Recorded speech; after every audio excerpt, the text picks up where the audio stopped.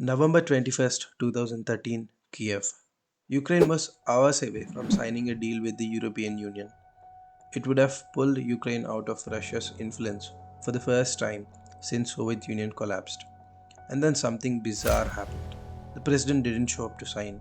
There was no explanation from him, just a last-minute announcement to walk away from the EU deal. Within minutes, rumors spread that he had gotten a phone call from Moscow. That night, students gathered in the streets asking one question: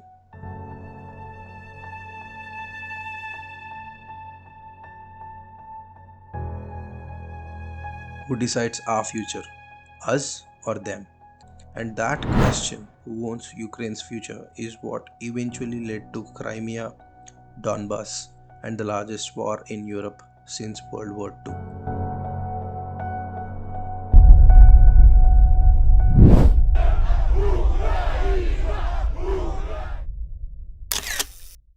December 1st, 1991, Kiev. People are lining up outside schools and government buildings, but there's no protesting there. They are here to do something the Soviet Union never prepared for.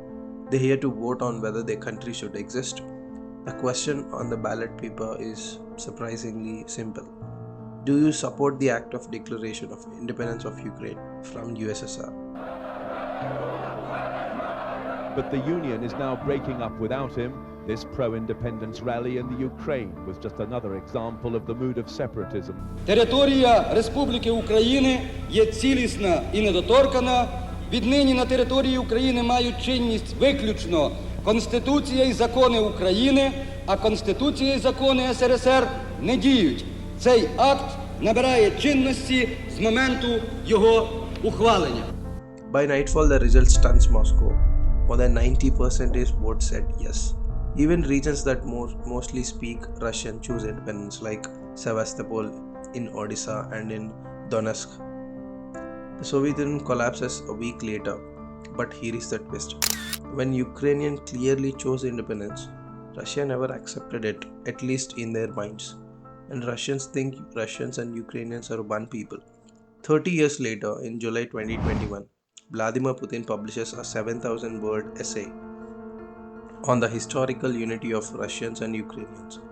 He writes, "We are one people. Ukraine is historically Russia, and real sovereignty for Ukraine is only possible with Russia." He is just claiming it, a claim that if Ukraine tries to choose a future separate from Russia, Russia has the right to correct it. So, when Ukraine votes to exit in 1991, it creates a country. But when Ukraine chooses Europe in 2004 and again in 2030, it creates a conflict because countries can declare independence once, but they must defend it every time they choose their own direction. November 22nd, 2004, Kiev. A sea of orange flags covered the capital, not for a national holiday, but because millions of Ukrainians believe an election has been rigged. The presidential vote shows a pro-Russian candidate winning. His name is Viktor Yanukovych. But independent monitors report fraud so large that even some officials can't ignore it. So the people do what they did in 1991. They came outside and make a decision themselves. That's how the Orange Revolution begins. For weeks, hundreds of thousands stand in freezing cold demanding a new election. So the Supreme Court of Ukraine agrees. The election is rerun. This time the pro-European candidate wins. His name is Viktor Yushchenko. He appears on stage with face permanently scarred by dioxin poisoning, a suspected assassination attempt on him. The message seems obvious. Ukraine pays a price for choosing its own future. Fast forward to 9 years later. On November 21st, 2013, President Yanukovych this time is back in power. He is scheduled to sign a trade agreement with European Union. But suddenly he refuses. There was no discussion, there was no vote. Hours later, news spreads that he accepted a massive financial deal from Moscow instead. Kiev reacts instant. Students head to the Maidan Nezhlesnosti, Independence Square, with flags. For a few days, the protests stay small. Then at 4 a.m. on November 30th, police storm the square and beat the students. The next day, the Kiev explodes. Hundreds of thousands came out. Barricades rise, tires burn. People were rioting. Priests were standing between snipers and civilians. It became a revolution. One big channel, one kind of independent channel, which is on TV, on the cable networks around the country, is shut down. We can't receive the signal neither on the south nor in the east of the country. And maybe the city can be closed. There is also the information from the official sources. The city, Kiev, can be closed because a lot of people really want to come to Kiev, but they can't reach it. Okay, that's Ukrainian journalist Natalia Gumenyuk reporting live for us there from Independence Square in Kiev. And we do now have that Skype connection back up. Sviatoslav Urash, a spokesperson for the Euromaidan protest movement, I think can hear me now.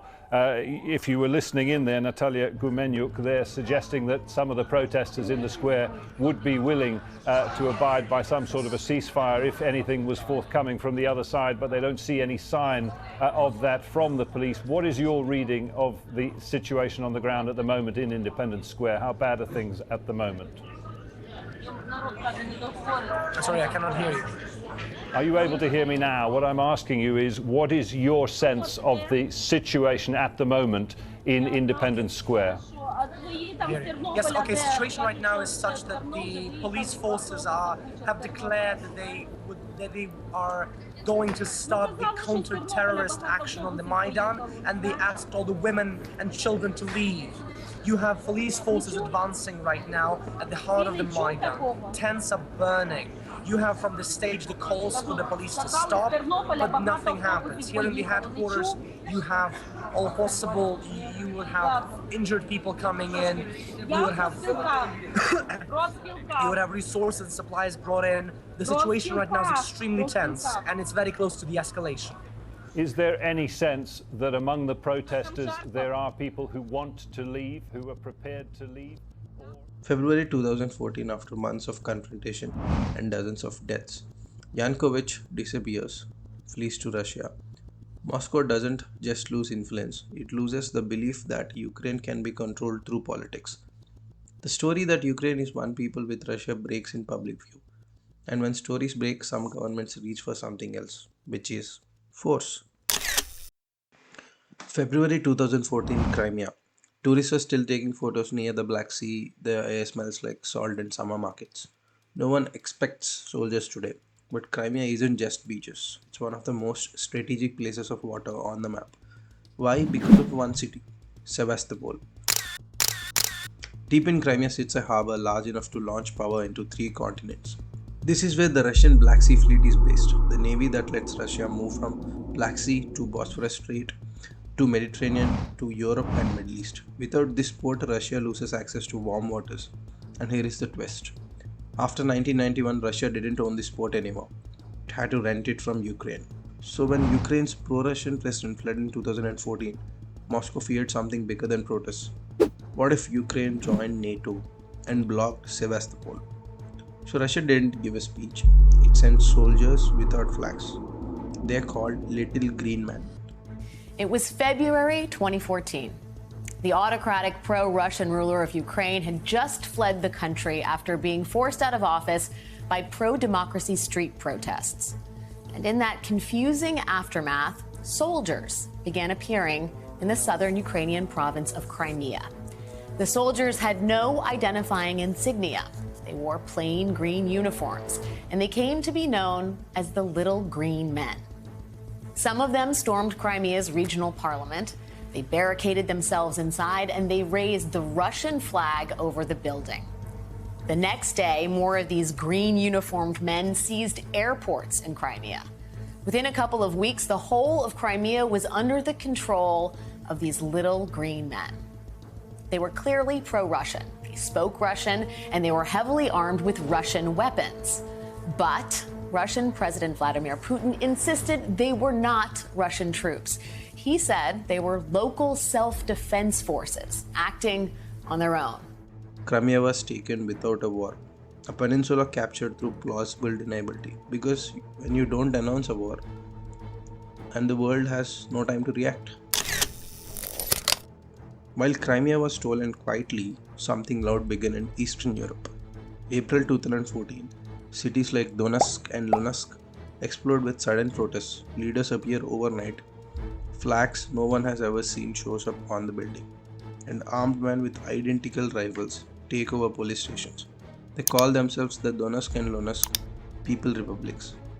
Russia didn't invade Donbas technically, it outsourced it because the fighters are volunteers, weapons are local in transit, and tanks captured locally.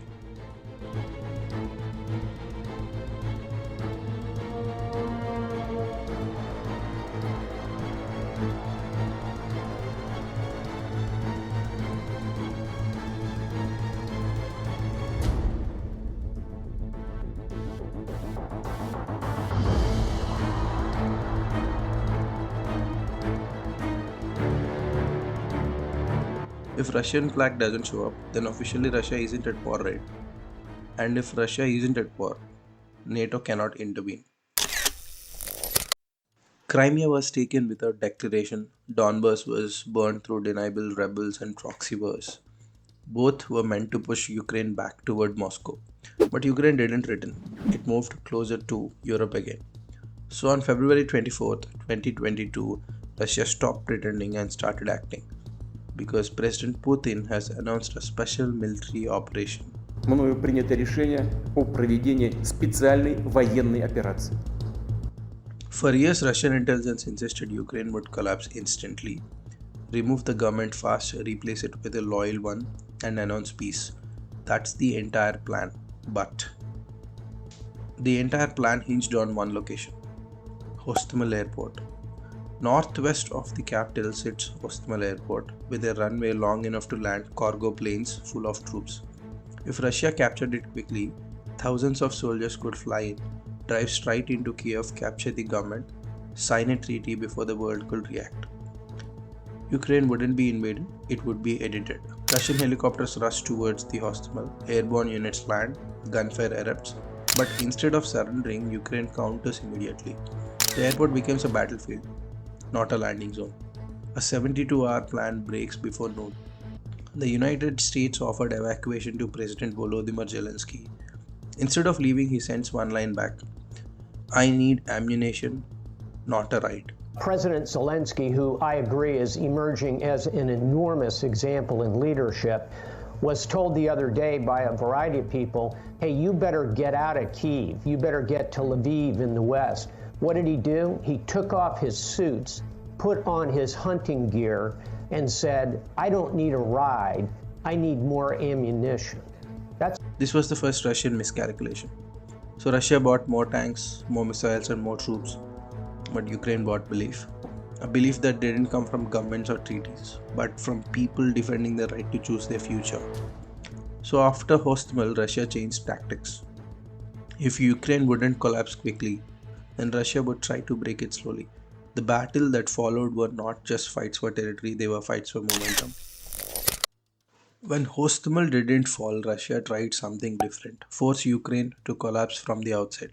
If the capital wouldn't be captured in a sprint, then the country would be exhausted in a marathon. That's the idea. And the first attempt at that happened on the highway north to Kiev. In early March 2022, satellites captured a line of Russian vehicles stretched almost 40 kilometers. Tanks, fuel trucks, armed vehicles, a single column pointing towards the capital. Kiev this morning is staring down the barrel of a Russian assault column that's reportedly up to 40 miles long. Satellite images confirm it's big, deadly, and dangerous, with hundreds of armored vehicles, tanks, and towed artillery, and that it's heading toward the capital of 3 million people. Russia seems to be changing tactics. So far, Russia has been using small group attacks with incursions into towns and cities, which the Ukrainian military has been able to repel with brave and determined resistance. What's coming looks more like old, blunt Russian siege warfare. It's already happening outside of Kiev, with Russian forces attacking Mariupol in the south, home to 500,000 people. But Ukraine didn't attack the tanks, it attacked the trucks. Without fuel trucks, tanks are metal sculptures. Without food trucks, soldiers are tired civilians. So Ukraine used small strikes, drones, and sabotage teams to cut the convoy apart. Within days, the super convoy became a traffic jam. The city of Bakhmut became a grinder, a place where Russia, driven by Wagner mercenaries, threw men at Ukrainian defenses in waves. Soldiers described it as the city that eats armies. Wagner leader Yevgeny Prigozhin bragged that he could win by numbers alone. Thousands of prisoners were sent to the front. Many never came back. Weeks of a brutal and deadly assault, the Russian mercenary group Wagner claims it has captured the eastern Ukrainian city of Bakhmut. Wagner posted a video of its soldiers holding up the Russian flag and claiming that they had captured the town after 224 days of brutal fighting. Now, the leaders of Ukraine deny this. They say Ukrainian forces are still in control of buildings flanking Bakhmut. CNN's Nick Robertson is in eastern Ukraine for us. And Nick, you're near the front lines. Is this potential defeat problematic for Ukraine in the long run? Yes, it is. It's a morale issue. It's a morale issue for them and for the Russians. The Russians gained something. This is a tough war for the Ukrainians.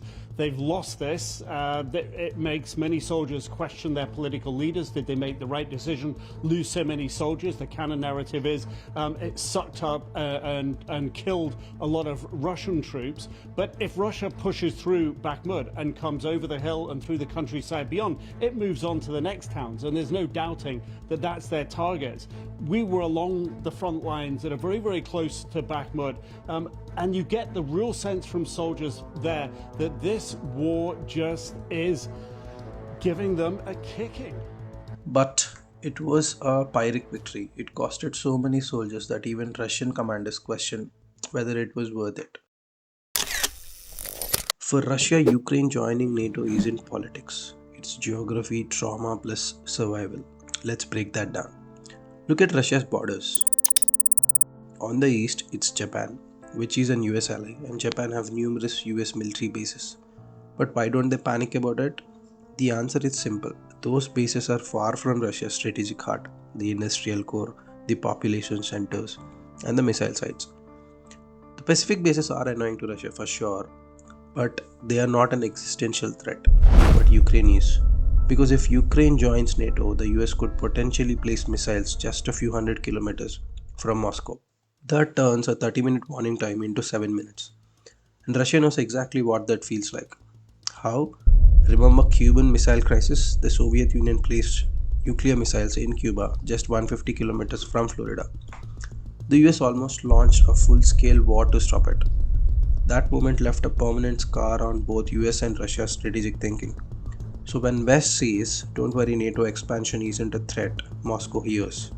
You're about to relive the 1962, but this time on your soil. But there is another layer, one that almost never makes it into the mainstream news. Russia is a massive country with one giant weakness.